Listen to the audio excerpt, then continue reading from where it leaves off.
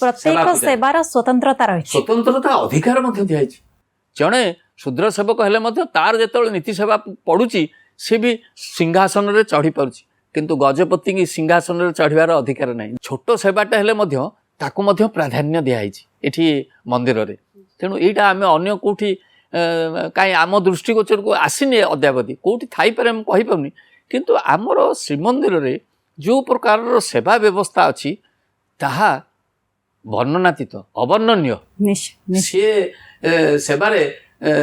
गोटे उदाहरण जमी देली गोटे शूद्र सेवक पाणियापट सी विमला कूअरु जदि पानी आणिम ताहले से पानी रे महाप्रभु स्नान नीति हम जावतीय रत्न सिंहासन निकट में पूजा हम सबु प्रकार नीति हो पार किंतु सेठी देखो रोष घरे जो गंगा जमुना कूअरु जो पानी जीव सेठी ब्राह्मण जड़े अच्छी पाणिया पंडा सीए जोगेबे सेठी ब्राह्मण सेवक कुड़िया नूतन कुड़िया से पानी नहीं जोगेबे एवं सेठी सेवक जो माने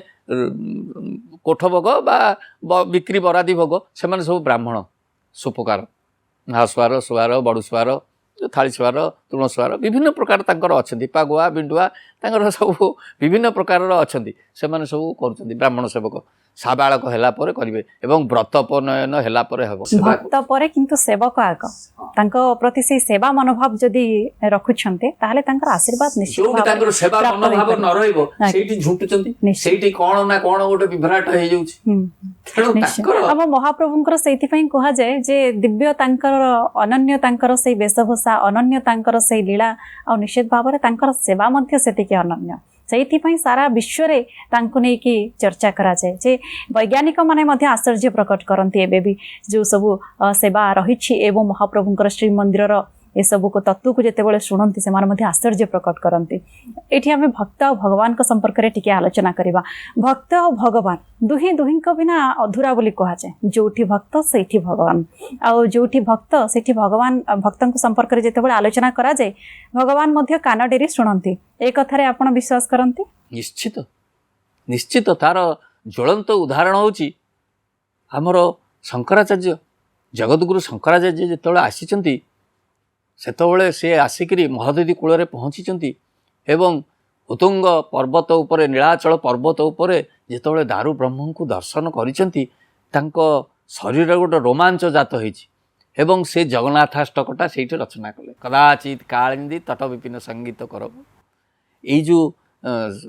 एवं दारु ब्रह्मंकर से जो रथयात्रा मध्य से देखिछंती नले जगन्नाथाष्टकर रथयात्रा वर्णना भी आसंतानी एवं दारु ब्रह्मंकर एठी से एते अभिभूत होइचंती सेठी से धाम कले जगन्नाथ धाम सेठी हला पुरुषोत्तम धाम एवं तांकर प्रिय शिष्य पद्मपादाचार्य को सेठी से पीठाधीश भाव में गोटे गोवर्धन मठ कले चारि धाम जो रहा तार भितर गोवर्धन मठ पुरी रे स्थापित कले एवं तांकर स्वल्पकाल रहणी किंतु ता भितर से जेतिक दिन रहिचंती तांको सहित अति महाप्रभु से जानिले जे स्वयं साक्षात महाविष्णु एठी विराजमान करिसेंती अति बड़ी जगन्नाथ दास मते इति बड़ भक्त थिले जगन्नाथ महाप्रभुंकर सी त्रिकाल जो पूजा विधि थिला एवं सकाळ मंगल आरती ठारू बड़ सिंगार वेश पर्यंत रहीकरी से देखुथिले एवं तांकर कृपारू से ओडिया रे जो आमर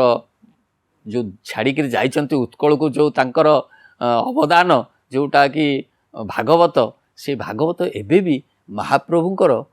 सकाळ धूप हेले गोटे अध्याय पुराण पंडा पढ़ुचंती ता माने नीति सेवा पूजा केमती भक्त मानकर आवेग को महाप्रभु ग्रहण करचंती एवं तांकर भावना को सम्मान देकरी से नीति रे तांकर मध्य जोड़ीचें सेथिपई तो बहुत भेष भी होईछि भेष सब जो सृष्टि होईछि कृष्ण लीलात्मक भेष जो से सब होईछि खाली सेतिकी नुहे महाप्रभुंकर विभिन्न आचार्य माने आसी तांको जो दृष्टि देखिचंती तुलसीदास आसिले सी महाप्रभु को श्रीराम को भाव देखिले नानक आसिले सी देखिले ये निर्गुण परम ब्रह्म तांको मनरे से देखिले एभली आळती एभली व्यवस्था कोठी से देखिलेनी एवं ता परे परे बल्लभाचार्य आछंती ठाकुर हरिदास एठी रहिचंती विभिन्न भक्त ଖାଲି ଶଙ୍କରଦେବ ତ 2 ଥର ଆସିଛନ୍ତି ଆସାମରୁ ଏବଂ ସେ ମହାପ୍ରସାଦ ଛୁଅନ୍ତିନି, ଅନ୍ନ ମହାପ୍ରସାଦ ଖାଆନ୍ତିନି, ସେବନ କରନ୍ତିନି। କିନ୍ତୁ ଏଭଳି ଅବସ୍ଥା ହେଲା ସେ ଅନ୍ନ ମହାପ୍ରସାଦକୁ ସେବନ କରିକିରି ମୁଣ୍ଡରେ ହାତ ବୋଳିଲେ। କାହିଁକିନା ସେ ତାଙ୍କୁ ମହାପ୍ରଭୁ ସ୍ୱପ୍ନରେ କହିଲେ ଆରେ ମୋର ସେ ନୈବେଦ୍ୟ ଅନ୍ନ ମହାପ୍ରସାଦ